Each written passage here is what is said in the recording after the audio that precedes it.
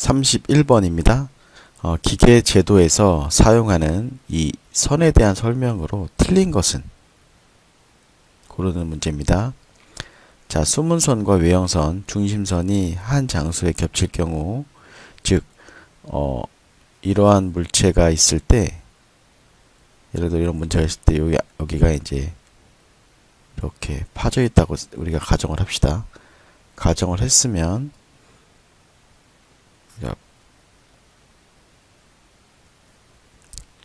이렇게 이제 파져 있으면 이쪽에서 바라봤을 때는 이제 여기서 봤을 때 여기가 외형선으로 보이지만 여기는 이제 빈 공간이거든요. 그래서 원래 여기도 수문선이 표시가 돼야 되는 거죠.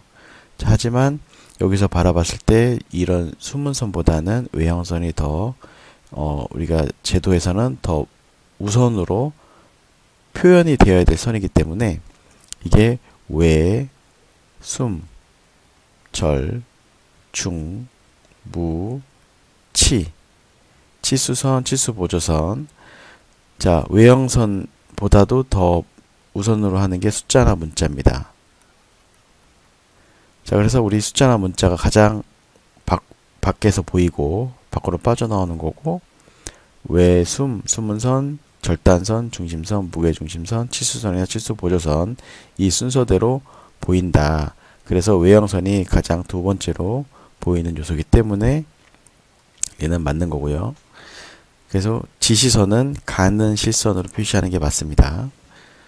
자, 그 다음에 무게중심선은 가는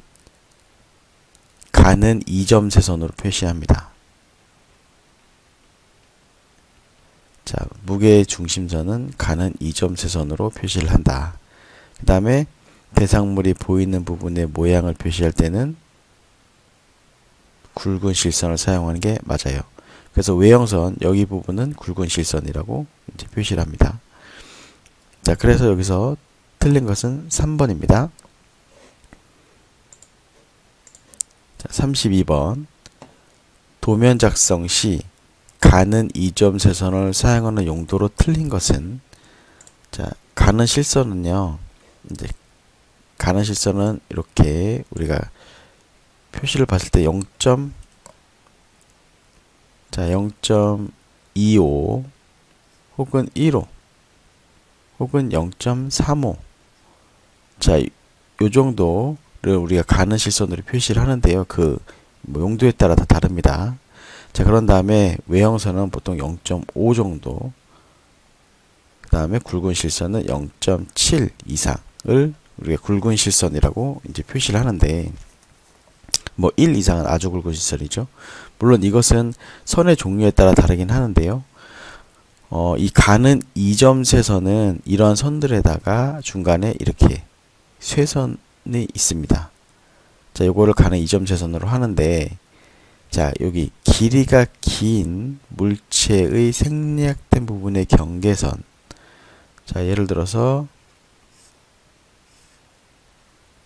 이런 선이 있는데 이런 부분을 우리가 좀 잘라서 표현을 한다. 이런 경계선은 우리가 가는 실선으로, 이점세선이 아닌 그냥 가는 실선으로 표시를 합니다. 자, 그래서 여기서 정답은 2번이 됩니다.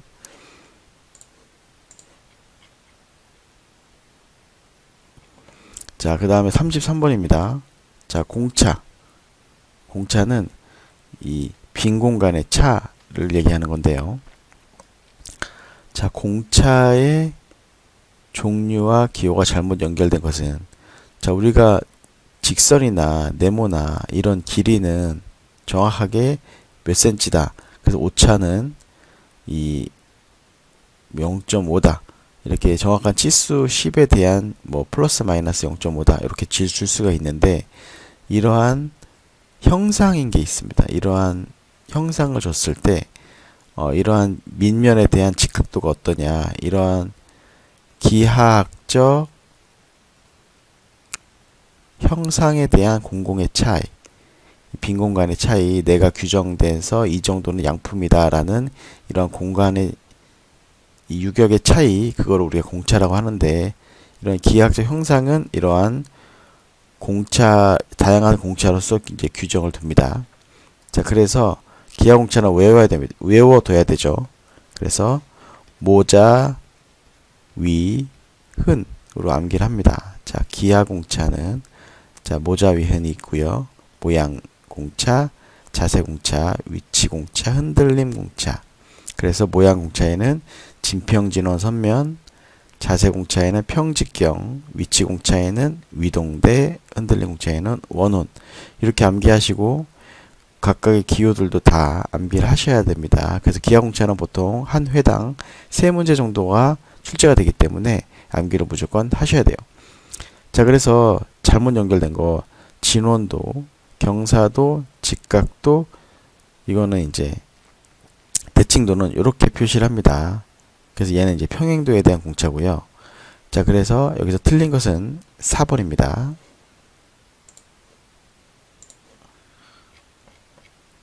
자, 여기 평행도가 있습니다. 34번입니다. 자, 여기 이와 같은 이제 그림이 있을 때 이 그림에서 다음과 같이 치수 표시를 하고 있습니다. 자, 이것은 여기와 여기의 사이에서 이렇게, 이것을 우리가 호라고 합니다. 호의 길이를 표시를 할 때 이와 같은 이 치수 기호를 나타냅니다. 자, 여기다 있듯이 이렇게 호의 치수, 즉 호의 길이를 이렇게 표시를 한다. 암기를 하시면 되겠고요. 자, 여기와 여기에서 이 호가 아니라 직선 길이는 우리가 이 현의 치수라고 합니다. 35번입니다. 우리가 치수를 배치하는 방법에는 우리 크게 4개 있어요. 직렬, 병렬, 그 다음에 누진, 좌표. 자, 이렇게 치수 기입 방법이 있는데 여기서 개별 치수들을 하나의 열로서, 열이란 이렇게 하나의 열로서 기입하는 방법인 거죠. 그러면 일반 공차가 차례로 누적되어도 문제없는 경우에 이렇게 표시가 돼요. 그래서 이런 게 있을 때 이렇게 순차적으로 하는 것은 우리가 직렬치수 기입법이다 라고 이제 명칭을 합니다. 그래서 35번의 정답은 1번입니다.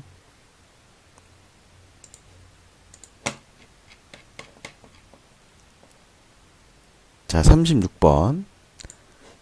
투상도. 투상이란 이런 던진다. 던질 투예요. 코끼리상. 자, 나의 눈을 코끼리에 던져서 그것을 표현하는 방법. 이게 이제 외국에서 이제 넘어온 용어이기 때문에 그래서 이 투상도라는 명칭이 전래됐습니다. 자, 그래서 물건을 바라봤을 때에 우리가 이제 도면을 나타내는 건데, 옳지 않은 것을 표현하는 겁니다. 자, 투상도를 그릴 때는, 자, 1번 볼게요. 대상물의 모양이나 기능을 가장 명확히 표시하는 부분을 우리가 주투상도로 합니다. 그래서 우리 정면도에 대부분의 치수를 기입을 하고 있죠. 자, 조립도나 주로 기능을 표시하는 도면에서는 대상물을 사용하는 상태로 그려야 돼요. 그 다음에 특별한 이유가 없는 경우는 대상물을 가로로 놓인 상태, 이렇게 안정적인 상태로 놓고 이제 그림을 그려야 합니다. 이런 경우가 있을 때. 그래서 이렇게 그리진 않습니다. 안 된다라기보다는 이렇게 가공하는 이 순서에 따라서 그린다든지 이렇게 안정된 상태로 가로로 배치를 합니다. 자, 그런데 여기 보면 주투상도를 보충하는 다른 투상도를 되도록 많이 그릴 경우에는 작업자가 도면을 보고 제품을 만들 때 더 헷갈릴 수가 있습니다. 그래서 보충하는 투상도는 가급적 적게 그리는 것이 최대한 이 만드는 사람에게 대한 혼란도를 줄여주는 것입니다. 그래서 이 4번은 잘못된 표현입니다. 자, 37번. 제도의 목적을 달성하기 위하여 도면이 구비하여야 할 기본 요건이 아닌 것은. 자, 한번 살펴보겠습니다. 자, 면의 표면 거칠기가 당연히 있어야 되겠고, 어떤 재료로 만들어져야 되는지, 그 다음에 가공 방법에 대한 정보는 당연히 있어야 됩니다. 자, 도면의 작성 방법에 있어서 설계자가 임의 창의성을 발휘해서는 안 되고 규격에 맞는 그런 도면 표시 방법에 의해서 작성이 돼야 돼요. 그래서 이것은 기본 요건이 아니므로 2번이 정답입니다. 자, 무역, 즉 해외에 수출이나 수입을 할 때, 그 다음에 기술교를 위해서는 국제적 통용성, 이 ISO나 이런 이제 국제 규격에 맞는 이런 규칙에 맞게 이제 도면이 작성돼야 되고, 대상물의 도형이나 크기, 모양, 자세, 위치 등의 정보를 당연히 갖고 있어야 돼요. 자, 그래서 정답은 2번입니다. 자, 38번. 자, 다음 투상도에서 A-A, 즉 물체를 이렇게 자르고 내려와서 다시 이렇게 잘랐다는 거예요. 그러면 얘는 합쳐져서 하나의 물건으로 이렇게 표현이 되죠. 하나에서. 그래서 이렇게 잘라는 게 요거, 이렇게 자른 게 요겁니다. 자, 다음 투상도에서 A의 단면인 거고, 올바르게 나타낸 것은 자, 이렇게 했을 때, 자, 요렇게 단면 표시가 됐는데요. 이렇게 됐죠. 근데 요 부분은 당연히 이렇게 봤을 때 요 부분도 단면 표시가 있어야 되므로, 자, 요거는 당연히 있어야 돼요. 그래서 없는 이것은 정답이 아니고, 자, 그 다음에 얘와 얘는 하나의 제품이기 때문에 이런 해칭선이 다르면 안 돼요. 하나의 제품은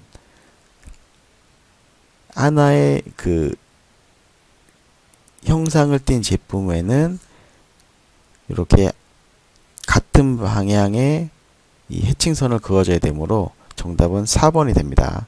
자, 요것은 어떤 이러한 이게 나눠졌을 때 얘가와 얘가 결합을 시켰을 때는 다르게 표현을 할 수 있으나 하나의 제품이기 때문에 이와 같이 표시를 한다. 그거 암기를 해 두십시오. 자, 39번입니다.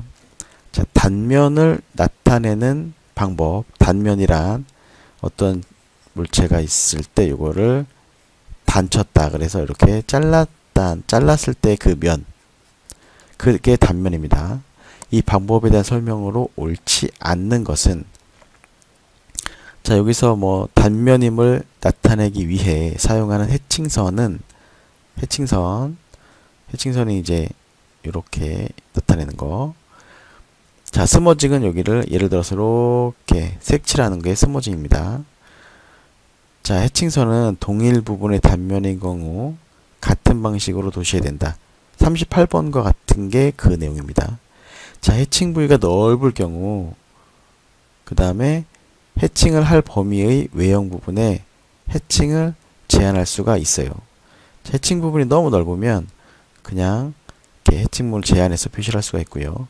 자, 경우에 따라서 단면 범위를 매우 굵은 실선으로 강조할 수도 있습니다. 자, 그런데 인접하는 얇은 부분의 단면을 나타낼 때는, 자, 0.7mm 이상의 간격을 가진 완전한 검은색으로 도시할 수 있다.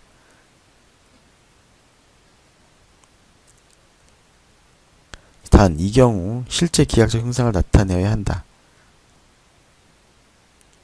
자, 이때는 뭐냐면 0.7mm 이상의 간격을 가진, 그러면 이게 이제 말이 조금 이해하기 어려울 수 있는데, 이렇게 0.7mm 간격으로 계속 표시를 한다라고 하는데, 얇은 부분은요 그러지 않고 그냥 굵은 실선으로만 표시를 해서, 여기는 그냥 이렇게 하나로 해서, 예를 들어서 우리가 실린더가 실린더가 이렇게 있을 때 여기 위에 얇은 가스켓이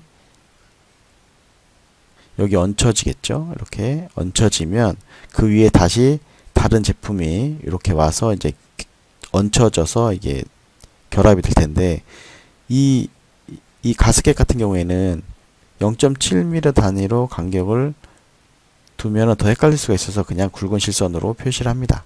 자, 그래서 4번이 잘못된 표현입니다. 그래서 이러한 표현은 그냥 언뜻 읽어서는 이해하기가 좀 어렵기 때문에 이것은 그냥 받아들여서 암기하시는 것이 편합니다. 인접하는 얇은 부분의 단면을 나타낼 때는 아주 굵은 실선으로 한 줄로 표시를 한다. 그렇게 이해를 하십시오. 자, 40번입니다. 재료의 기호와 그 명칭으로 틀린 것은? 자, SM 20C. 자, 기계구조용 탄소 강제가 SM입니다. 자, 회주철 부문 그레이캐스트 GC로 표현을 합니다. 자, 그래서 1번이 틀린 표현이고요. 자, 스틸 포징. 자, 포징이 단조예요. 그래서 스틸 포징이라고 해서 탄소 강이야 단강프입니다. 자, 그래서 이런 것들은, 자, 요거는 와이어죠. 자, 피아노 와이어. 그 다음에, 자, 스틸 프레셔 파이프 라고 해서 우리가 압력 배관용 탄소 강관을 우리가 이렇게 표현을 합니다. 자, 그래서 40번은 1번이 정답입니다.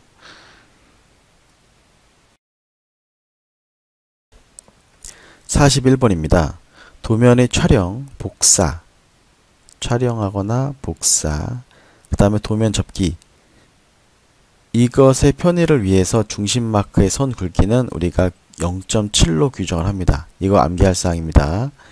자, 촬영이나 복사, 도면 접기를 위해서 중심 마크는 우리 0.7로 한다. 여러분들 실기 시험 보실 때 중심 마크 0.7로 하시는 거는 반드시 암기해야 될 사항입니다.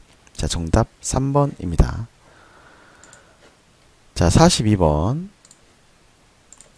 최대 허용 치수가 구멍 이거고 축이 이거고요. 최대 이거였고 최소 구멍이 이거고 축이 이겁니다. 자, 이럴 때 끼워 맞출 종류는 뭐냐? 자, 우리 제품과 제품을 끼울 때요. 구멍이 있을 때, 자, 축이 이렇게 얇으면 헐거움, 여기 공차가 많죠? 공간이 많아서 이게 헐거움 딱 맞으면 중간, 축이 너무 크면 억지.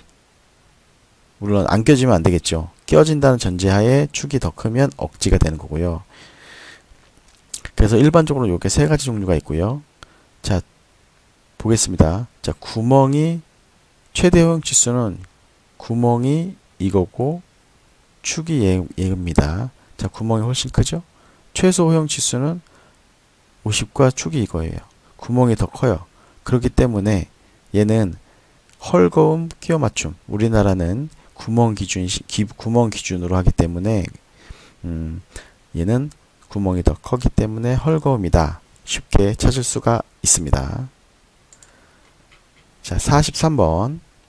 치수선에는 치수 끝을 의미하는 기호로 단말 기호.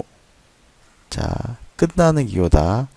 자, 말기호와 기점, 시점 기호를 사용하는데, 자, 다음 중 단말 기호에 속하지 않는 것은 뭐냐? 자, 여기 보면은, 자, 여기 이 표시는요, 요거는 이제 기점 기호입니다. 기점, 시작하는 기호, 즉 기점 기호고요.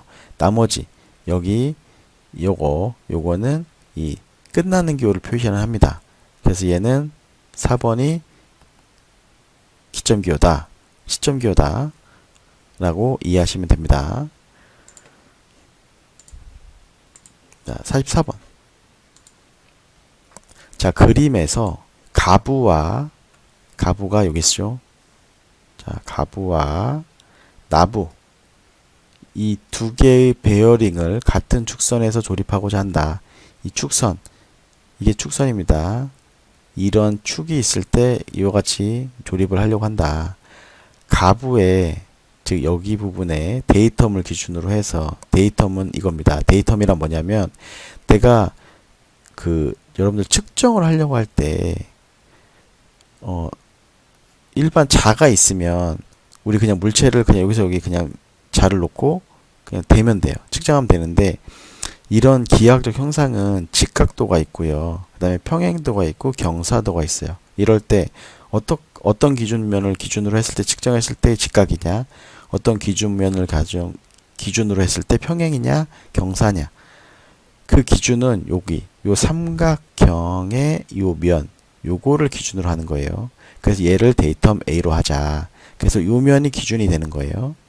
자, 그래서 가부의 데이텀을 기준으로, 요걸 기준으로 해서 나부의 기하공차를 적용하고 할 때 올바른 기하공차의 종류는 뭐냐?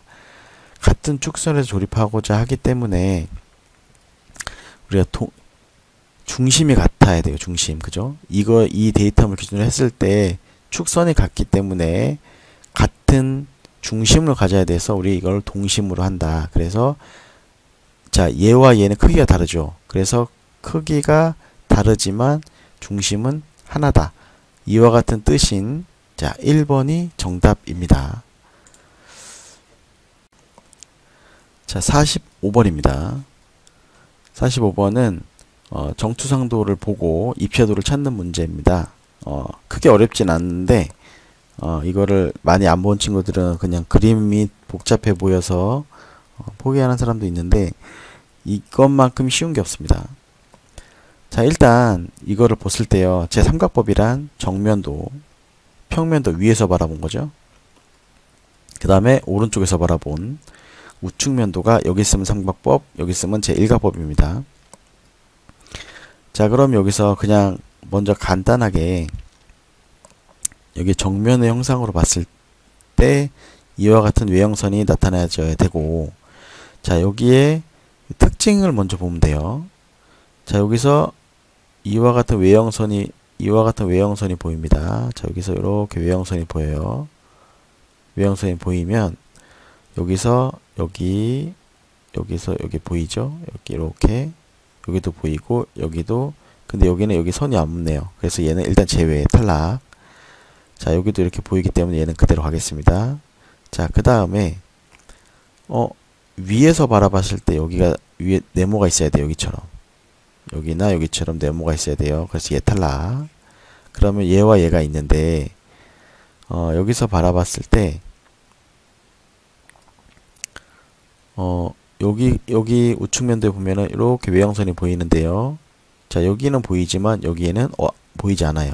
그죠? 그래서 쉽게 정답이 2번임을 알 수 있습니다. 자, 이와 같은 문제는 다음과 같이 푸시면 됩니다. 자, 46번입니다. 스프링 제도에 대한 설명으로 틀린 거. 자, 46번은 자, 코일 이 스프링은 다음과 같은 이러한 이제 기준으로 이제 그리기 때문에 얘는 뭐 문제 푼다는 것보다 이렇게 하는구나 라고 이해하시면 동일한 문제가 계속 출제되므로 계속 그 부분만 암기하시면 되겠습니다. 자, 틀린 거예요. 자, 코일 스프링은 일반적으로 하중이 걸리지 않는 상태로 그립니다. 왜냐하면 하중이 걸리면 이렇게 막 늘어날 수도 있기 때문에 코일 스프링은 하중이 걸리지 않는 상태로 그린다. 자, 코일 스프링에는 특별한 단서가 없으면 어떻게 하라 이런 게 없으면 오른쪽으로 감은 스프링을 의미합니다. 자, 그 다음에 코일 스프링의 양끝을 제외한 동일 모양의 부분의 일부를 생략할 때는 생략하는 부분의 선지름의 중심을 가는 1.3선으로 나타낸다. 자, 우리가 코일 스프링이 이렇게, 자, 근데 얘가 소선이 있습니다. 이렇게. 자, 예를 들어서 이렇게 우리가 이렇게 표현을 하지만 실제적으로 요 굵기는 이렇게 되죠. 이거를 소선이라고 합니다. 소선인데 이 중간을 표시를 숨길 경우에는 이렇게 가는 1.3선 이렇게 나타낼 수 있다. 자, 그런데 4번은요. 모양만을 간략도로 나타내는 경우에는 스프링의 중심선만을 이 가는 1.3선, 가는 실선으로 나타내지가 않습니다. 그래서 정답은 4번입니다.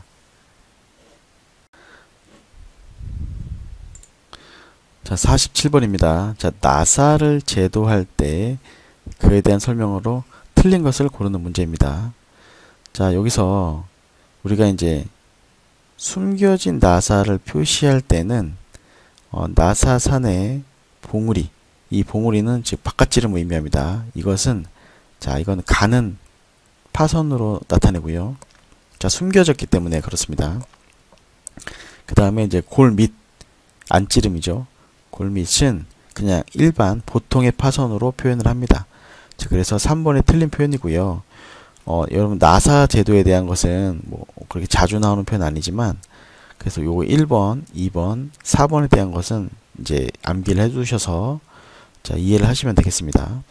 자 측면에서 본 그림이나 단면도에서 나사잔의 봉우리는 즉 바깥지름입니다. 봉우리는 굵은 실선으로 그 다음에 골밑 이것은 가는 실선으로 그립니다. 자 나사의 끝면에서 본 그림에서 나사의 골밑은 가는 실선으로 그리는데요. 원주의 4분의 3에 가까운 원에 이렇게 이런 식으로만 이제 우리가 표현을 합니다. 자, 나사부의 길이 경계는 길이 경계가 보일 경우는 무조건 굵은 실선. 이건 나사뿐만이 아니라 어떤 것도 도면을 표시할 때 외형에 보이는 선은 굵은 실선으로 표시를 합니다. 그래서 47번은 3번이 정답입니다. 자, 48번입니다. 자, 스프로킷 휠. 자, 이와 같은 그림을 이제 스프로킷 휠이라고 합니다. 여기에 체인이 걸리는 거죠. 자, 스프로킷 휠의 도시 방법. 도면의 표시가 도시입니다. 설명으로 틀린 거. 자, 축방향이란 뭐냐? 축방향은 우리가 이 스프로킷 휠이 어디 끼워지냐면 이런 식으로 자, 이런 축에 이렇게 끼워지겠죠. 이렇게 돼서 이런 식으로 해서 끼워지는데 자, 이거를 이렇게 바라봤을 때가 축방향이라서 바라보는 게 요겁니다. 이렇게 보이는 게 축방향이에요. 자, 그래서 바깥지름은 굵은 실선, 피치원은 가는 1.3선입니다. 자, 그런데 축방에서 볼 때 이 뿌리원은 가는 2.3선이 아니라 그냥 가는 실선, 가는 쇠선으로 우리 표시를 합니다. 혹은 뭐 생략도 가능하지만 뭐 굵은 파선으로도 가능한데 일반적으로 쓰이는 것은 이제 가는 실선으로 자 가는 실선으로 표시를 합니다. 자 그래서 3번이 틀렸습니다. 자 49번입니다. 용접 기호에 대한 문제인데요. 옳은 것을 고르는 문제입니다.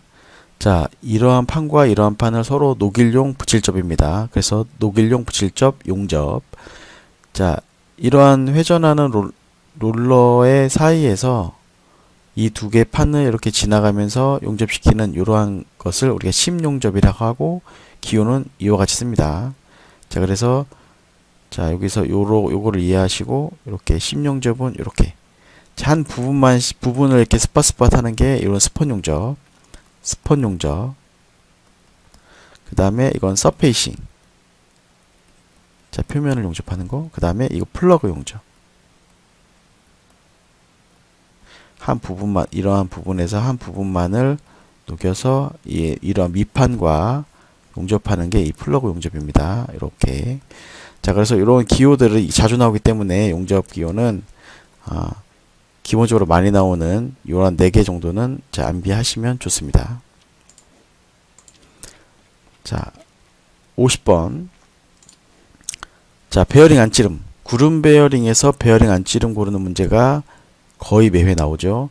자 이거는 암기했기 때문에 이거 형식과 하중 말고 뒤에가 3자리냐 4자리냐에 따라 달라지죠. 6이 예를 들어서 7이다. 그럼 이거는 베어링 안찌름이 7mm. 자 9다. 그럼 9mm죠.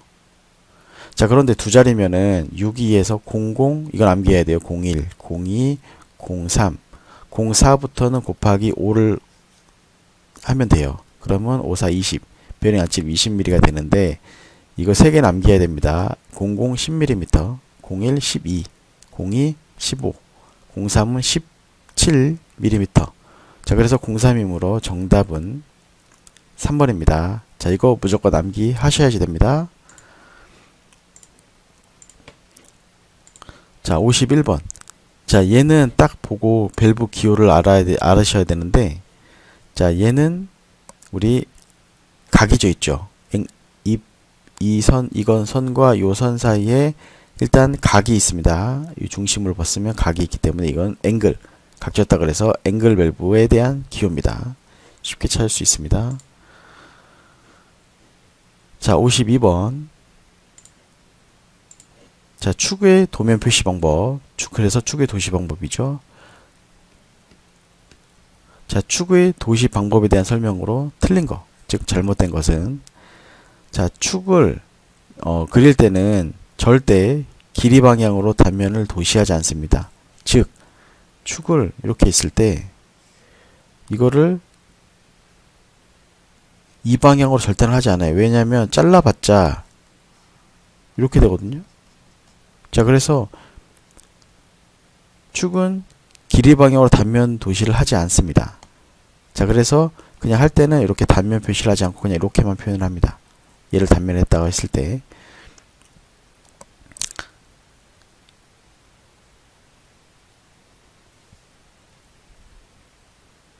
그래서 52번의 정답은 2번입니다. 자, 53번. 자, 일반적으로 키의 호칭 방법에 포함되지 않는 것은, 키를 호칭할 때는 키의 종류가 뭐냐, 자, 길이가 어떻게 되냐, 그 다음에 호칭 치수가 어떻게 되냐. 자, 그렇지만 인장 강도를 표현하진 않아요. 자, 여기 보면은 키의 표시 방법이 있는데 인장 강도는 없죠. 자, 그래서 53번의 정답은 3번입니다. 자, 54번입니다. 나사를 나타내는 표시 기호 중에서 틀린 거.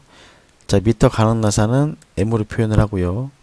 자, R은 관용 테이퍼 수나사를 나타내고요. 관용 테이퍼 앞나사는 RC입니다. RC로 표현을 해요. 그래서 2번은 틀린 거고, 전구 나사는 E 맞고요. 관용, 자, 즉 파이프용 관용 평행 나사는 G로 표시를 합니다. 자, 그래서 54번의 정답은 2번입니다. 자, 55번. 자, 스퍼기어 기어를 제도할 때 축방향에서 본 그림. 자, 우리 아까 축방향은 이와 같이 보인다고 그랬습니다. 자, 이와 같이 보이는데요. 자, 이와 같이 보이는데, 자, 근데 이제 여기서 축방향에서 제도할 때요, 이 골원, 여기, 자, 이 뿌리원은 이렇게 보시면 돼요. 가는 실선, 가는 1.3선, 굵은 실선. 이렇게 이해하시면 됩니다. 가는, 순서대로 가는 1.3선, 자, 굵은. 자, 이건 피치원이죠? 자, 이렇게 이해하시면, 자, 이 끝원은 가는 실선. 그래서 정답은 1번. 자, 기어는 이런 식으로 풀으시면 돼요. 자, 56번 가겠습니다. 56번. 모듈이 2랍니다. 자, 이렇게 쓰면 좋아요. 모듈이 2고, 이수 Z가 30인데, 스퍼기어에서 이 끝원의 지름은 어떻게 되냐. 자, 이 끝원이죠. 이 끝원의 공식은 뭐냐. 자, 얘는, 자, 지름인데요. 이 끝이라고 그래서 D5라고 주로 쓰기도 합니다. 자, 피치원은 D. 자, 이 뿌리원은, 자, 인이라고 해서 DI. 이렇게 표현을 하기도 합니다. 이것은, 자, D는 MZ죠. MZ. 그래서 얘는 PCD, 즉 플러스 EM 모듈 두 개를 더하면 우리가 이게 공식이에요. 그래서 MZ 60이죠. 자, 더하기 EM 4, 64. 3번이 정답이에요. 자, 이게 왜 그러냐면 우리가 이제 기어는 이렇게 기어 2가 이렇게 있지 않습니까? 얘가 피치원이에요. 자, 원이 이렇게 있고 아래 부분은 자, 요렇게 자, 요렇게 있겠죠? 자, 뭐 그냥 편안하게 4개만 그려 볼게요. 자, 요렇게 있다고 쳤을 때 얘와 얘 사이가 PCD입니다. 즉 D는 피치 서클 다이아미터. 근데 여기와 여기는 M이에요. 크기가 모듈하고 같아요. 자, 여기는 지금 작게 잘못 그렸는데 피치원이 요쯤 있어요. 자, 여기와 여기 사이가 M, 여기와 여기 사이는 좀 더 길어요. 1.25M이에요. 자, 그래서 PCD에다가 위아래니까 EM을 더하는 게 이끝원입니다. 자, 그래서 이렇게 이해하시고 풀면 되겠습니다. 자, 57번으로 가겠습니다. 자, 57번. CAD 시스템에서 원점이 아닌 주어진 시작점을 기준으로 해서 딱 끝나는 이 점으로 해서 하는 것은 상대 좌표입니다. 자, 그래서 정답은 2번. 자, 58번. CAD 작업 시, 자, 모델링에 관한 설명으로 틀린 겁니다. 자, 3차원 모델링에는 와이어프레임, 서피스, 솔리드 모델링이 있고요. 자동적인 최적 계산을 위해서는 솔리드 모델링보다는 서피스 모델링을 사용하는 것이 좋다. 자, 이것은 아니죠. 자, 무조건 최적 계산은 최적은 3차원인 솔리드 모델링이 좋습니다. 그래서 정답은 2번입니다. 틀린 거죠. 자, 솔리드 모델링은 와이어나 서피스 모델링에 비해서 데이터가 무거워서 높은 처리 능력이 필요하고요. 자, 선으로 표현한 거, 자, 면 표현한 거, 자, 면을 쌓아서, 자, 면이 아닌, 자, 입체 형상으로, 속이 찬 입체 형상이기 때문에 대조 처리가 더 많아요. 자, 와이어프레임 모델링의 경우에는 디스플레이 된 방향에 따라서 다른 해석이 나올 수가 있죠. 자, 이렇게 됐을 때, 이것도 이렇게 되죠. 자, 여기서 바라봤을 때와 여기서 바라봤을 때는 다 해석이 다를 수 있죠. 자, 그래서 정답은 2번입니다. 자, 59번입니다. 자, 컴퓨터 에이디드 디자인. 자, 컴퓨터 에이디드 디자인. 컴퓨터로 도움을 받은 설계. CAD 시스템의 출력 장치가 아닌 거. 자, 플로터 출력하죠. 프린터도 출력하죠. 키보드 입력이죠. TFT LCD 화면 표시 출력 장치. 정답은 3번 입력 장치다. 자, 그 다음에 60번. 컴퓨터에서 CPU와 주 기억 장치 간의 데이터 접근 속도 차이 극복을 위해서 중간에 만드는 고속의 기억 장치놀이 캐시 메모리입니다. 캐시 메모리 이거 종종 등장하니까 암기하십시오. 자, 이상으로 2016년 제1회 전산응용 기계제도 기능사 윈큐 문제집을 기반으로 해서 해설을 해보았습니다. 자, 다음 강의에서 뵙겠습니다. 수고하셨습니다.